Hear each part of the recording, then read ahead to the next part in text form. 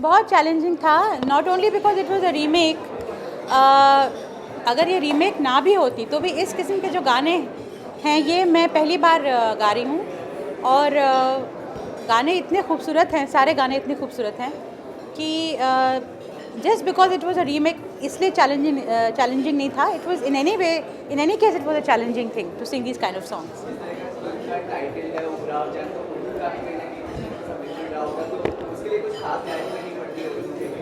ख़ास तैयारी तो नहीं, मुझे अनुज ने जब बुलाया और कहा कि you are going to be Umrao's voice, so मैंने गाने सुने नहीं थे तब तक। जब उन्होंने मुझे सुनाए गाने तो आई वॉज़ वेरी हैप्पी, क्योंकि इस दौर में जबकि संगीत का जो सबसे विकृत रूप जो है वो सुनाई दे रहा है, इस दौर में इस तरह के गाने अगर गाने का मौका मुझे मिल रहा, जहाँ मुझे मौका मिल रहा था, तो it was a very very pleasant surprise for me और अ वेरी बिग ऑनर। और मुझे लगता है कि मेरे इतने सालों की जो मेहनत और जो मैंने सीखा यहाँ से, जो कुछ वो सबका कल्मिनेशन है ये फिल्म के जो गाने हैं। आप लोग क्यों हर चीज़ को कंपेयर करना चाहते हैं, मुझे समझ में नहीं आता है। कंपेयर करने की बात ही नहीं है। वो जो था वो अपने में एक अजूबा था, उसको किसी ने उसको छूने की कोशिश नहीं की है। दैट उमराव जान was and will remain the original one. This is also Umrao जान। इसमें काफ़ी कुछ डिफरेंसेस हैं, it's not an identical remake, इसमें काफ़ी कुछ डिफरेंसेस हैं और इसको आप एक अलग फिल्म की तरह से लीजिए। नाम वही है but treated like a different film. हर चीज़ में कंपेयर करने का इसमें कोई मतलब नहीं है, मुझे लगता है। काम किया है और मैं हमेशा से जानती थी कि मतलब आई टू ऑलवेज फील जब भी मैंने काम किया कि he is extremely talented and I would say the most versatile music director today, जो कि मतलब एक जैसे उमराव की गज़लें हैं वो रेफ्यूजी के जो गाने हैं सेमी क्लासिकल टाइप के, वो on the other hand something like मैं हूं ना, on the other hand something like जोश, मतलब एकदम कॉन्ट्रास्ट तरह का जो म्यूज़िक है वो विद इक्वल ईज़ वो बनाते हैं। चाहे ऐसे गाने हो, चाहे वैसे, चाहे ऐसा सब्जेक्ट हो, चाहे वैसा, दोनों चीज़ों में उनकी मतलब मैं कहती हूँ मास्टरी है। I think he is very very he is immensely talented. बहुत मुश्किल है एक कंपोज़र के लिए ऐसे एक मैहूना के लिए भी हिट संगीत बनाना, at the same time period film हो जैसे उमराव जान है उसके लिए भी अच्छा संगीत बनाना। उमराव में बहुत मुश्किल है कहना, सब गाने मुझे बहुत पसंद हैं, सब मेरे गाने हैं, तो आई कांट चूज़।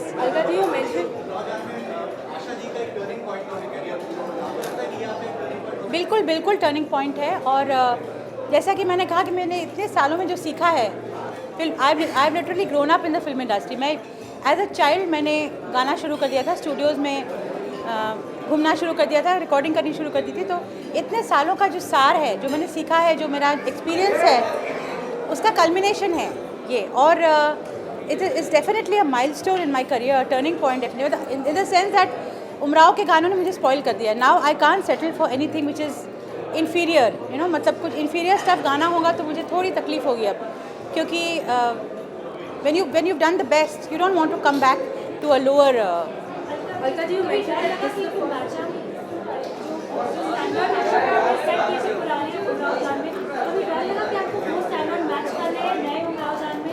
बिल्कुल नहीं, क्योंकि जेपी जी ने शुरू से कहा था कि you are not, don't think that you are singing for a remake और योर, मतलब हम लोग ने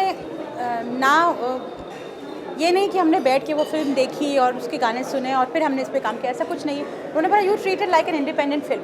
the fact that it is a remake is there of course, लेकिन इसमें सारे गाने नए हैं, इसके उमराव भी नई है, इसमें लिरिक्स नए हैं, इसमें संगीत नया है, इसमें आवाज़ नई है, सब कुछ नया है। So you have to treat it like a separate film and not keep in mind कि रीमेक है, बल्कि उन्होंने कहा कि वो ध्यान से बिल्कुल हटा दो कि कोई रीमेक, ये कोई पहले बन चुकी है फिल्म उसका रीमेक हो रहा है। You just give it your best shot and do it the way you can, give it your best and लोगों को पसंद आनी चाहिए, चाहे वो उमराव से कंपेयर मतलब उसके कंपैरिजन में अलग हो या वैसी हो या जो भी हो। If people like the film, if people like the music irrespective of the remake, I think we are successful. जी जावेद साहब तो उनका तो कोई जवाब ही नहीं है। मुझे नहीं लगता है कोई और लिरिक राइटर इस फिल्म का संगीत मतलब के शब्द लिख पाता उतने एज ही हैज़ रिटन, मतलब उनके लफ्ज़ इतने सिंपल हैं yet eight the same time बहुत डीप हैं, बहुत गहरे हैं। तो उन्होंने जो एक वो गहरी बात सिंपल वर्ड्स में कहे जाना, ये जावेद साहब की खासियत है। मुझे लगता है जावेद साहब और अनु मलिक का जो कॉम्बिनेशन है, इससे बेटर कॉम्बिनेशन इस फिल्म के लिए पॉसिबल नहीं था। ऐश्वर्या राय के लिए मैं क्या बोलूँ, शी इज़ लाजवाब है, शी इज़ डिवाइन, मतलब उनकी खूबसूरती की तो कोई तुलना ही की नहीं जा सकती। और ये मुझे ध्यान में रख के गाना था कि नॉट ओनली कि गज़लें हैं तो उसमें वो अंदाज़ आना चाहिए, पर eight the same time Aishwarya का चेहरा स्क्रीन पर रहेगा, तो उसकी आवाज़ की खूबसूरती चेहरे की खूबसूरती से मैच होनी बहुत ज़रूरी है। और ऐश्वर्या अक्सर रिकॉर्डिंग पे आती थी, तो she used to be there. उन्होंने बहुत इंटरेस्ट लिया है music, because music is the soul of the film.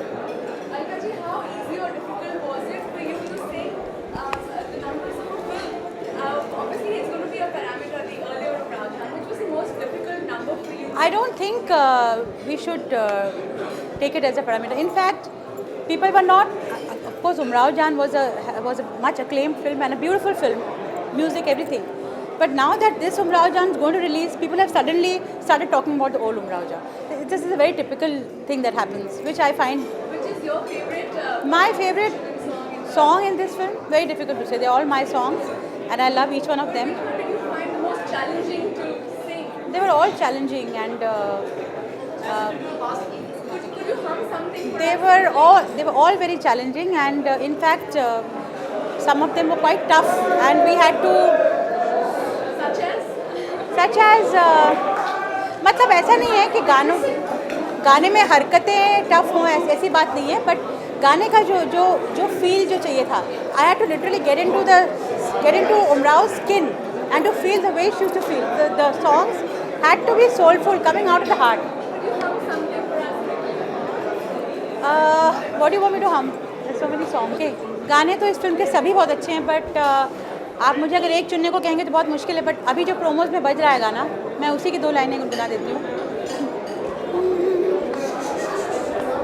तुम्हारी महफिल में आ गए, तुम्हारी महफिल में आ गए, तो आज हम एक काम कर लें, सलाम करने की आरज़ू है, सलाम करने की आरज़ू है, इधर जो देखो